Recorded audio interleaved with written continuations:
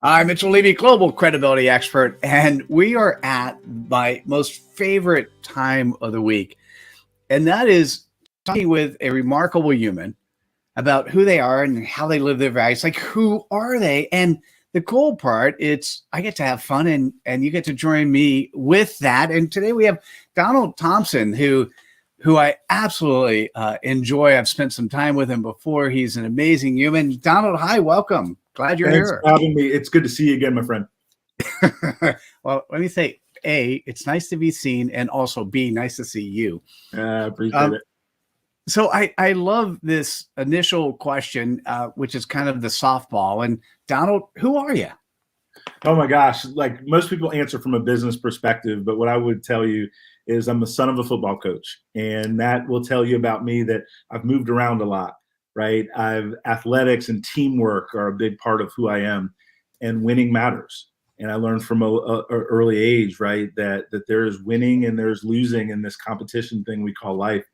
And it also means that I can get up when I'm knocked down is one of the lessons that I've learned. I think from a personal standpoint, right, I'm a husband, I'm a father, and I think that those are two things that I don't really broadcast, but I'm as proud of those as anything else I would do in a commercial way. Nice. So how long have you been married? How many kids do you have? 4 kids. I've been married 3 years, and super excited about that. Second time around, so this one's till death do us part. I needed to rescoop a redo, but one of the things that I've learned that I'll say is, man, it has got to be intentional in any relationship that you want to continue to grow and thrive. You can't take for granted, right, what that other person needs from you, because you grow and change over the years together. And I think that's one of the biggest learnings that I would say in terms of my 3 years, and this time around it's going to be 30 plus. So I'm excited. Nice. So it's a great place to go. So you have technically a life partner. You know, when you get married, you technically have a life partner, right? And Sure. and we've been married, my wife and I, for 33 years, and you said exactly the same thing that I would say is like that person who I married is different today than it, and actually every period of time, although she's probably much more similar to the person I married than me, right? In terms of, because we all change as humans at different points of time. How do you do that? Like, what is your recipe? Yeah, so I will say work in progress and things I'm learning is, one is to be thoughtful, right, in the conversations you have, that it's not all about you, it's all about us, right? And when you make it all about us, then you're really, truly inquisitive, right, about what that other person is learning, thinking, working through, working on. And one of the things that, whether it's marriage, business relationships, partnerships, whatever the case may be, think about how the pandemic has altered our lives fundamentally. We don't work the same way anymore, right? There's this hybrid workforce and all of these different things.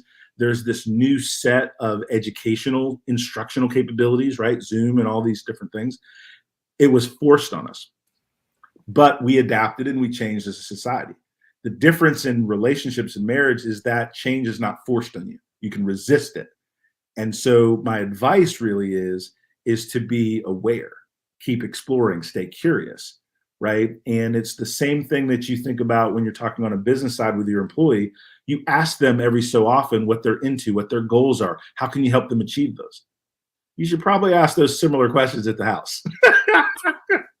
and keep it together and growing. So anyway, those are my couple points of relationship advice. Well, I was going to say, let's take that directly from relationship advice to relationship advice at work. Mm-hmm. So how do you do that as a CEO or a high-level executive company? What is it that what should we be doing? So one of the big transitions, right, in this new environment where we're expected as business leaders to provide a personalized work experience for our employees. That is the new expectation, right? And so how do you now fulfill that new expectation when you've never been accountable before for that, right? It used to be command and control, right? I pay you the money, you do what I tell you to do, right? Whereas now team members have so many different choices.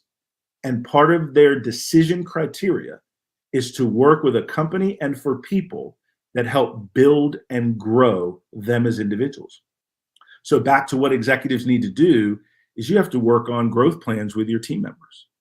And you have to work on growth plans that align with what that team member wants. And yes, it should align with what the business does and wants. But that conversation is in ongoing dialogue. The second thing that you have to do is there's a different level of humility. People don't want to work for the leader that has all the answers in every situation and is not open to new ideas. There's an expectation that their ideas bubble up and can be incorporated into the strategy. Certainly people understand that the board and the CEO set the strategy for the firm. But there's an expectation that leaders allow the team to help formulate the execution of that strategy and co-develop that execution plan together so that they feel a part of it, not just a widget, right, in a supply chain. And so those are a couple things that I'm seeing as a leader in the businesses that I run and lead. And in particular, the things that I share with folks that I have the opportunity to share with and help mentor and guide. So, by the way, extremely beautiful. And as you're speaking, I'm thinking about my people and their growth plans. and yeah, it's so funny because I just had that conversation last night with my team. So what about the Donald Thompson growth plan? Oh man, what a great question. And there is one, right? Because I am not immune to the changes in the relationship between leaders and employees, even though I'm in the leadership development business.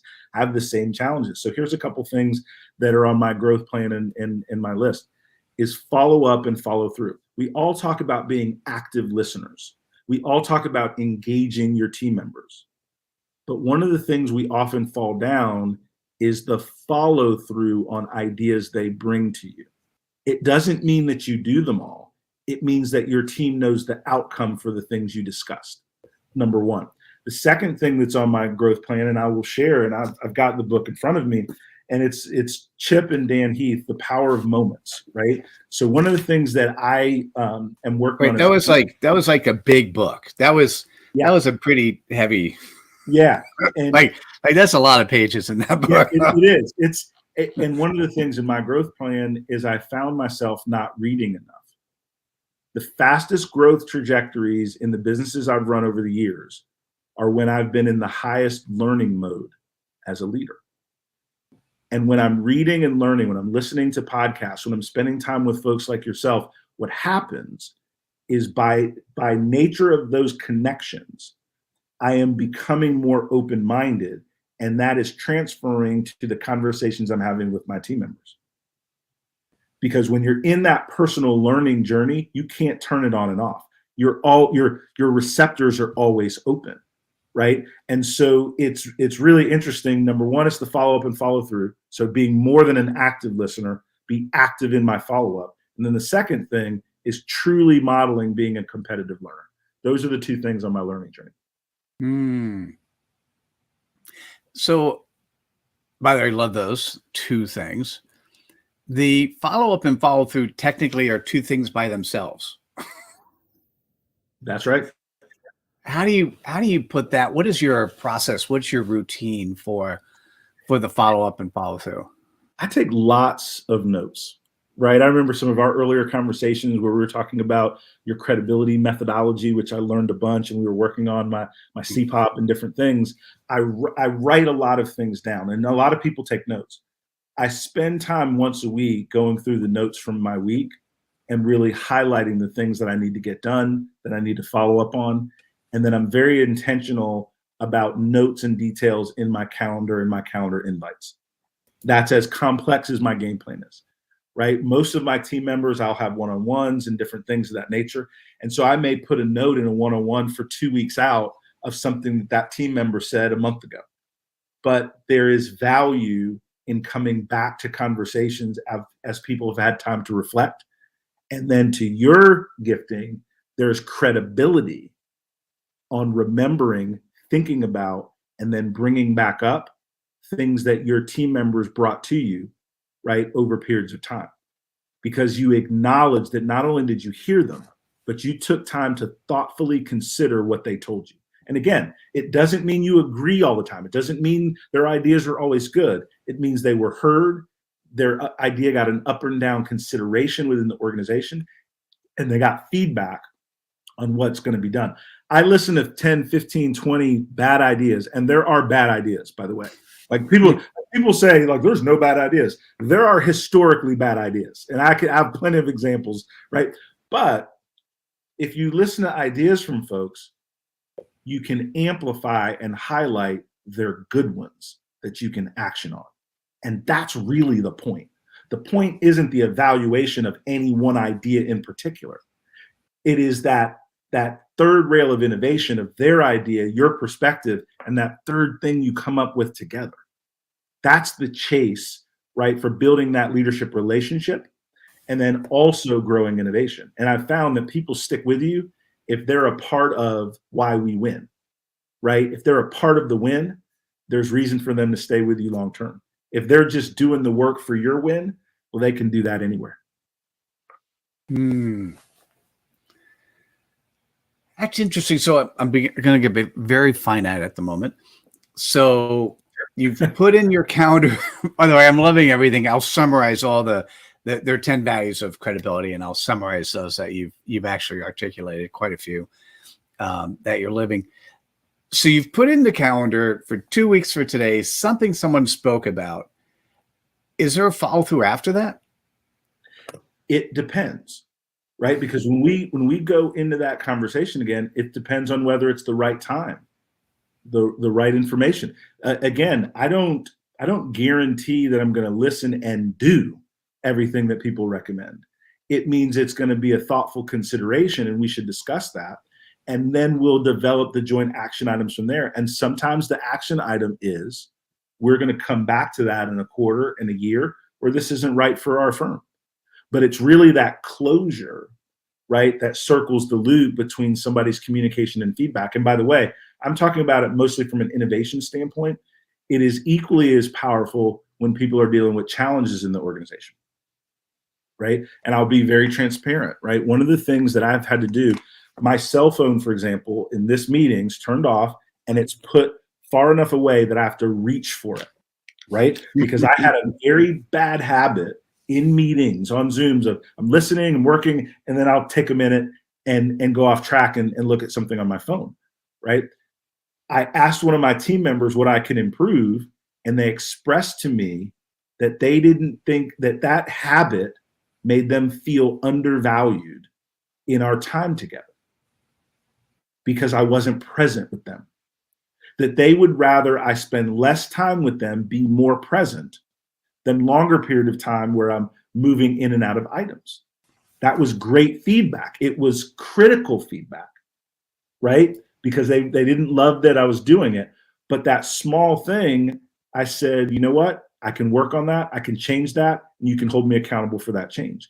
And so I had to physically move the cell phone away, right? And zero in. Because as a CEO, as a leader, you have so many things that are synapses that are popping. And so one of the superpowers that we have to reinvigorate with leaders is the ability to concentrate and the ability to be present in that moment with people. So let me tell you what I've been hearing so far. Yes, sir. You feel authentic to me, right? You've got both external and what I've also experienced, internal integrity.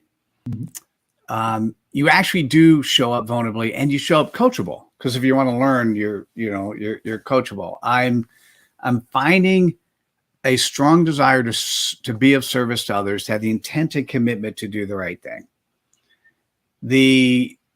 You almost shared somebody's book, right? So in terms of sharing your stage, right?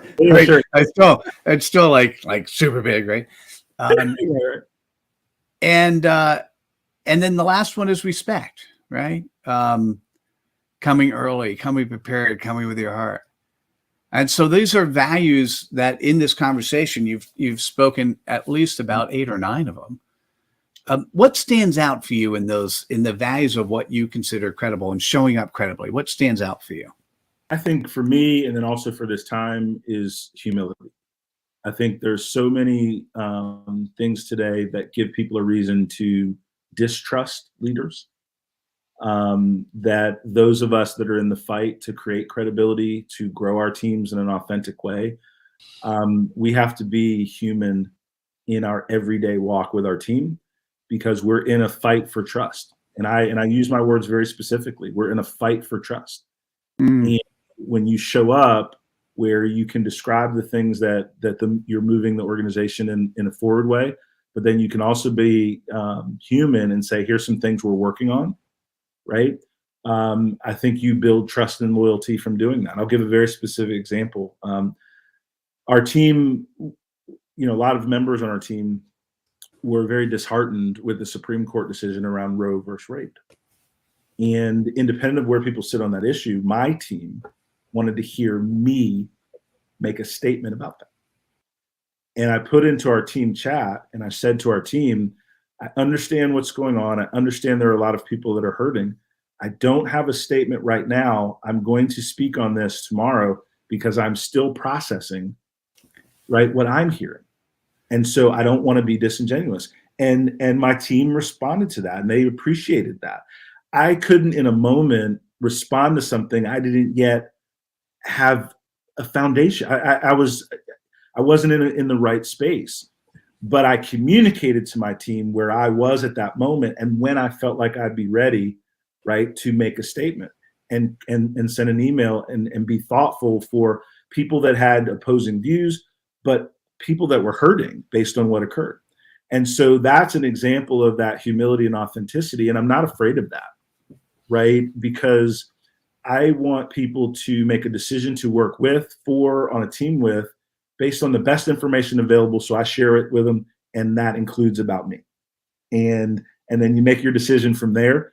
And if it's something I need to work on, change, I'm open to it. But that doesn't mean I'm going to agree with you. There's some things in my secret sauce that have worked, right? That are good. And then certainly there's some things that could make the sauce a little bit better that I need to learn.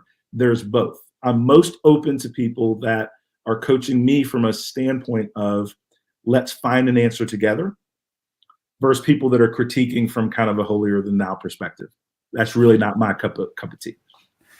Donald, I so love that. I was at an event with Marshall Goldsmith, and one of the things that he said that was super powerful was when he's asked a question by, let's say, a team member or an outside person, and it's not his area of expertise, he says, not an expert. Right? Now, it doesn't mean that he doesn't have an answer, but instead of jumping into it, because in a position of authority, giving an answer would be, particularly at that point in time, wouldn't be the right thing for him to do. What I heard you say was, hey, listen, this is important to you. I see you, I feel you, I understand. Not an expert today. Right? I'll be ready tomorrow. I will make sure I spend enough time and energy to be ready tomorrow. That is so cool. Yeah. No, I appreciate the space. Yeah. Hey, so are you remembering your CPOP?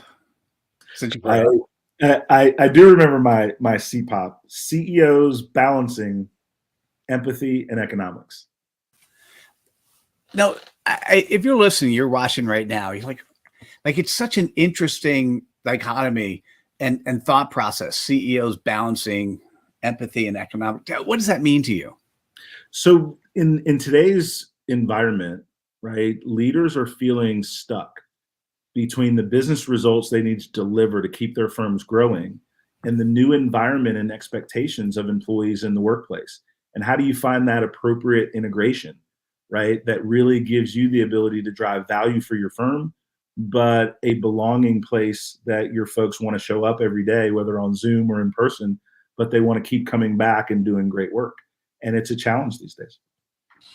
So, by the way, you did awesome. Thank you. Thank you for sharing.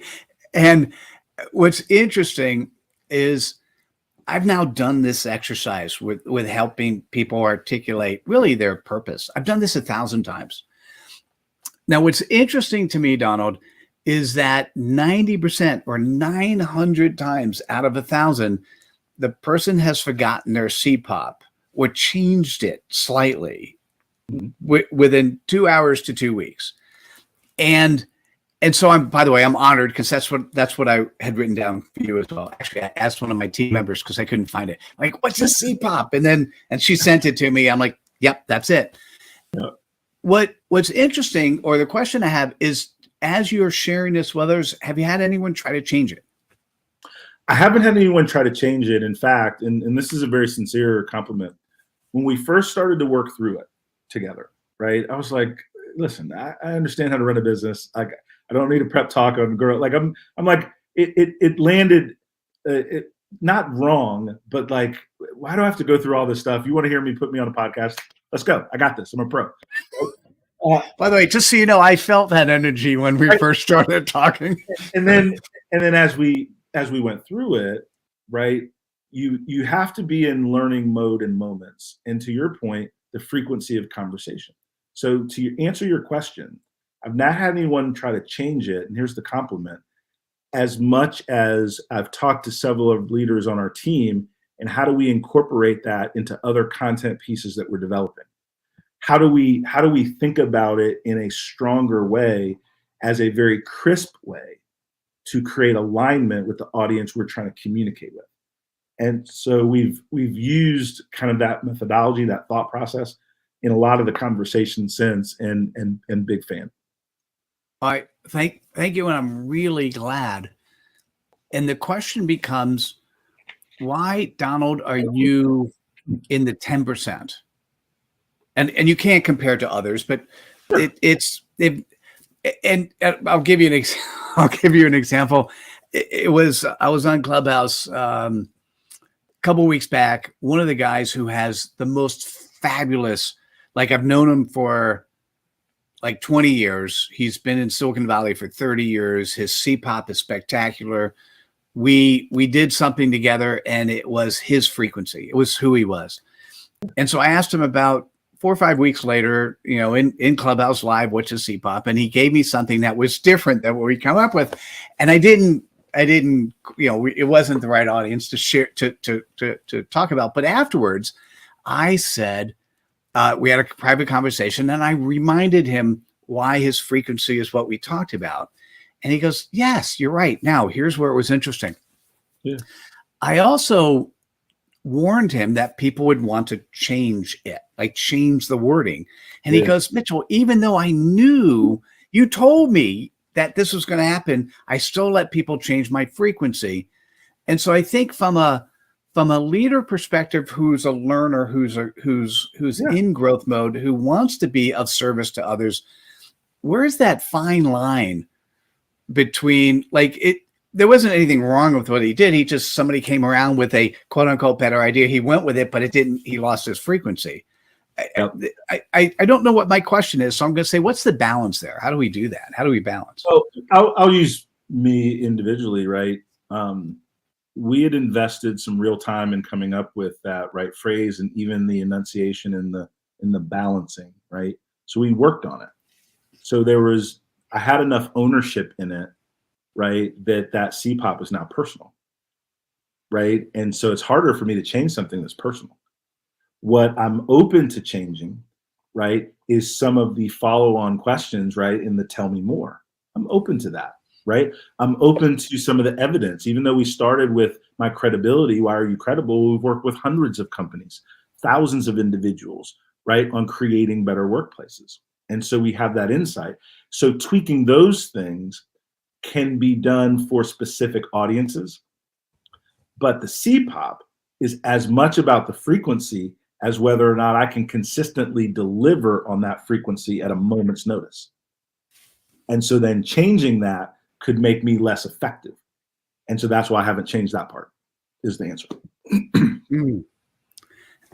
I'm I'm typing in the chat to one of my team members. We need this. Grab this segment.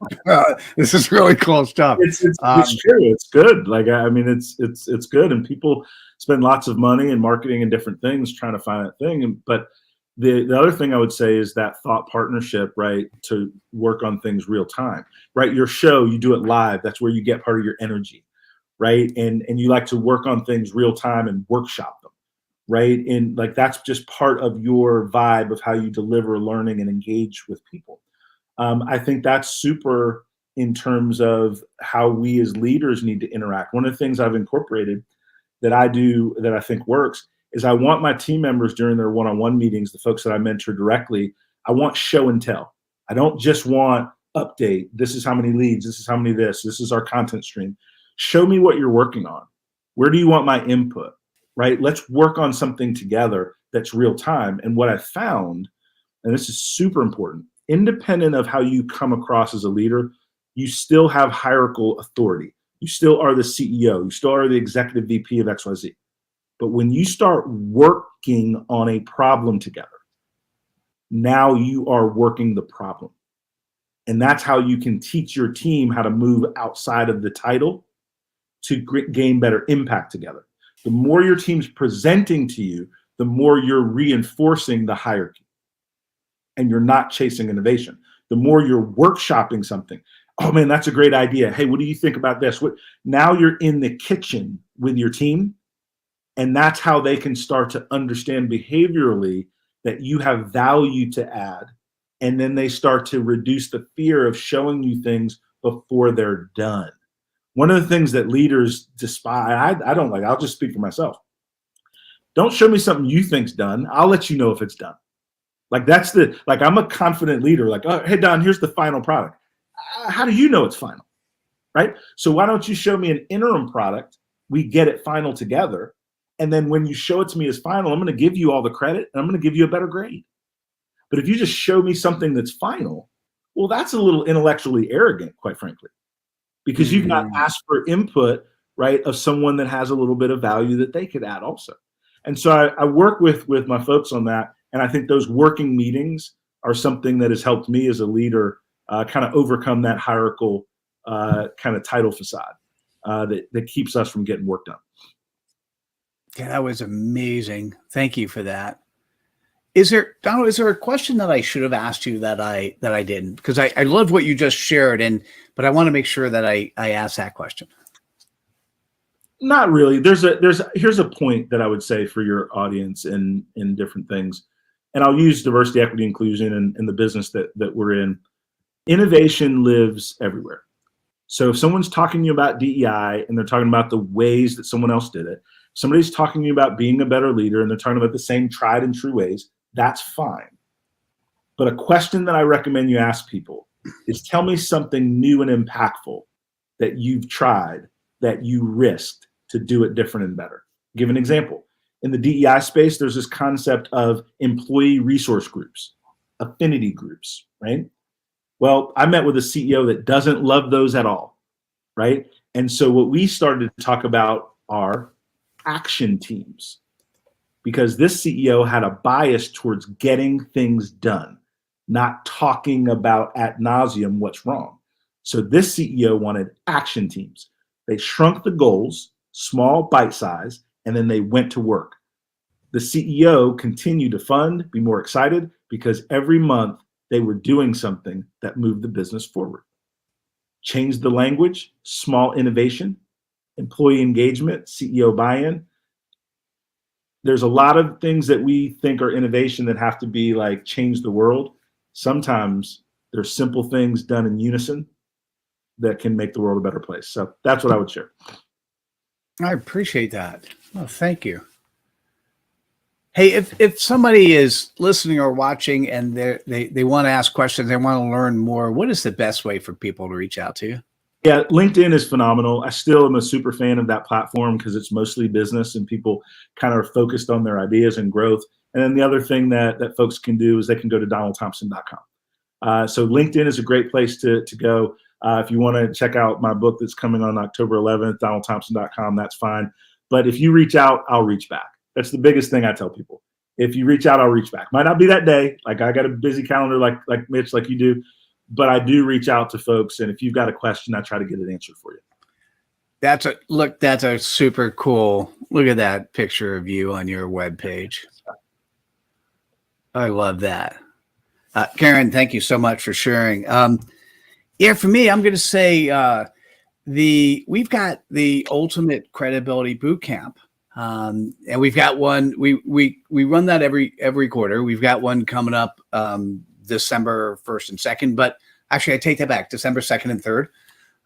And if you watch this next year, it might be December 3rd and 4th, whatever the dates are, right? So, and what's interesting, it's the opportunity for you to align yourself, not just, as Donald mentioned, not just understanding your CPOP, but then how do you show up on and offline in a credible way? How do you show up? I normally say synchronous and asynchronous, in a way in which you are consistent with your CPOP. And so, listen, if this is of interest to you, go and check out ultimatecredibilitybootcamp.com. I'm excited to see you there. Donald, I want to say thank you for this amazing. All of our interactions have been spectacular. I want to thank you for your amazing conversation, because as I'm listening, I've got all these aha moments, and I wasn't able to write them down even quick enough. And it's powerful who you are and how you show up, and you certainly added value to me, and we had a nice live following. So I'm sure for them as well. I'm going to say, if you're still here, here's your job. It's to spread cred dust. It's to spread Donald's cred dust, to click on the like button, share with your friends. Make sure now's the time to write in the chat button those aha moments that resonated with you. Donald, thanks again for spending time with us. I look forward to seeing you again, and I look forward to the audience. I look forward to seeing you at the next episode of Leaders Living Their Values. Thanks, everyone. Thanks for tuning in. We'll see you next time. Bye now.